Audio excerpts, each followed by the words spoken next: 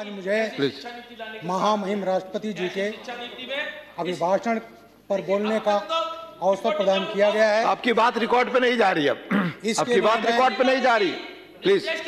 सिर्फ आपकी बात रिकॉर्ड पे जा रही है, प्लीज प्लीज प्लीज। सभापति महोदय, आज मुझे महामहिम राष्ट्रपति जी के अभिभाषण पर बोलने का अवसर प्रदान किया गया है, जिसके लिए मैं आपका बहुत बहुत आभारी हूँ। महोदय, मेरी पृष्ठभूमि एक IPS अधिकारी की है और मैंने 37.5 वर्ष वर्दी पहनी है।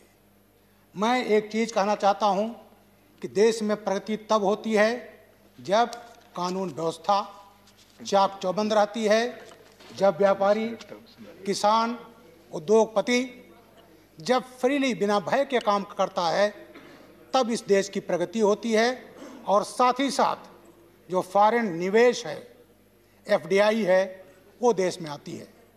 महोदय, इस देश में इतने लंबी सर्विस में मैंने आतंकवाद भी देखा है, नक्सलिज्म भी देखा है, बड़ी कानून व्यवस्था भी देखा है। कानून व्यवस्था को, टेररिज्म को, नक्सलिज्म को हमारे तरीके हैं, उससे हमने निपटा है। मुझे नॉर्थ ईस्ट का भी अनुभव रहा है। इन्हीं दिनों 37 वर्ष पहले मैं आसाम में था, नेफा बॉर्डर पर था, लोअर आसाम में था, वो भी देखा आसाम की क्या हालत थी और आज भारतीय जनता पार्टी सरकार में आज क्या स्थिति आसाम में है, क्या वहाँ पर चयन हुआ है, इस समय प्रगति हो रही है। ये परिणाम है सुशासन का, गुड गवर्नेंस का।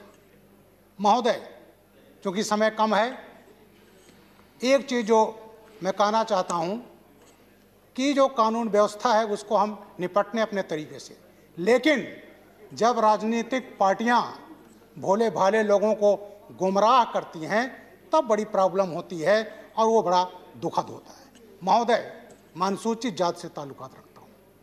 महोदय, BJP ने 1/1/16 को SC/ST अमेंडमेंट एक्ट लाया था। महोदय, पहले 22 अपराध होते थे, 25 और जोड़ा। देवदासी प्रथा साउथ में थी, उसको ख़त्म किया। बारात निकालने पर लोग अवरोध करते थे। आगरा में दंगे हुए हैं कभी, मैं भी आगरा का SSP रहा और माननीय सेक्रेटरी जनरल साहब जो हैं ये DM रहे और मैं वहाँ का SSP रहा, वहाँ इतिहास रहा है। उसको SC/ST एक्ट में ला करके बहुत बड़ा काम किया प्रधानमंत्री मोदी जी ने।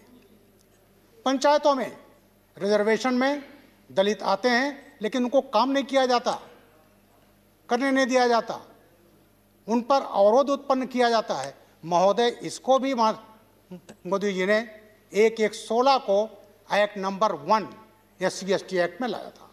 महोदय, SC/ST रूल में अनुदान दिया जाता है अगर अपराध हो जाए। महोदय, इस सरकार ने उसको 4 गुना से ज़्यादा बढ़ाया और महोदय, अगर किसी SC/ST एक्ट की व्यक्ति की मृत्यु होती है, मर्डर होता है, तो उसकी विधवा को 5,000 रुपये महीना का पेंशन आजीवन है, विद डियरनेस अलाउंस, बच्चों को ग्रेजुएशन तक मुफ्त शिक्षा, मकान नहीं तो मकान, ये सब सुविधाएं दिया है। तो BJP को मंड दिया। महोदय, सुप्रीम कोर्ट की एक रूलिंग आई थी 2 साल पहले, उसके बाद कुछ पार्टियों ने ऐसा गुमराह किया कि जैसे ही सुप्रीम कोर्ट की रूलिंग ना हो, हम सभी सुप्रीम कोर्ट का हमारा शीर्षक कोर्ट है, उसको ऐसा माहौल पैदा किया जैसे कि ये माननीय मोदी जी ने किया हो। कुछ पार्टियां ऐसी थी जो दलितों की मसीहा बनती हैं। मैं उस गवर्नमेंट में काम किया हूँ। 19 मई 2007 को एक आदेश हुआ था जो दलितों की मसीहा कराने वाली सरकार थी कि साहब मर्डर, अटेम्प्ट टू मर्डर, बलात्कार, 3 को छोड़ करके दलितों के मुकदमे में SC/ST एक्ट ना लगाया जाए। महोदय, ये रिकॉर्ड पर है। जो उन्होंने डाइल्यूट किया वो उस समय कानून व्यवस्था की समस्याएं खड़ी कर रहे थे।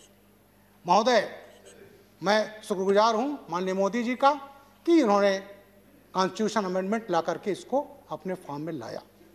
दूसरा बात हूँ महोदय, CA के जेनेसिस में बताना चाहता हूँ। महोदय, जोगेंद्र नाथ मंडल जी थे, बंगाल के नेता थे, बाबा साहब के सहयोगी थे, और जब देश का बंटवारा हुआ तो बाबा साहब ने कहा कि मंडल साहब चले आइए आप। वो नहीं माने, उन्होंने जिन्ना का साथ दिया, पाकिस्तान के लॉ मिनिस्टर बने, लेकिन लॉ मिनिस्टर तो बने, लेकिन उन्हीं के कौम के लोगों को, उन दलितों को जिसको नमो शूद्र कहा जाता है, उनके साथ ईस्ट पाकिस्तान जो आज बांग्लादेश है अत्याचार होने लगे। महोदय वो छोड़कर भाग कर आ गए। और महोदय जो लोगों को नागरिकता भी सीए मिली है 70 से 75% वही नमो शूद्र हैं, वही दलित हैं। लेकिन तमाम लोगों ने जो दलितों की बात करते हैं, उस पार्टी कहते हैं हम उनके अग्रणी हैं, उन्होंने भी इसका विरोध किया, दलितों का विरोध किया, उनके अधिकारों का विरोध किया। कंक्लूड करें माननीय ब्रिजलाल जी। समय कम है, इसलिए आज मैं बहुत धन्यवाद, आपने समय का पालन किया। थैंक यू धन्यवाद। Thank you sir.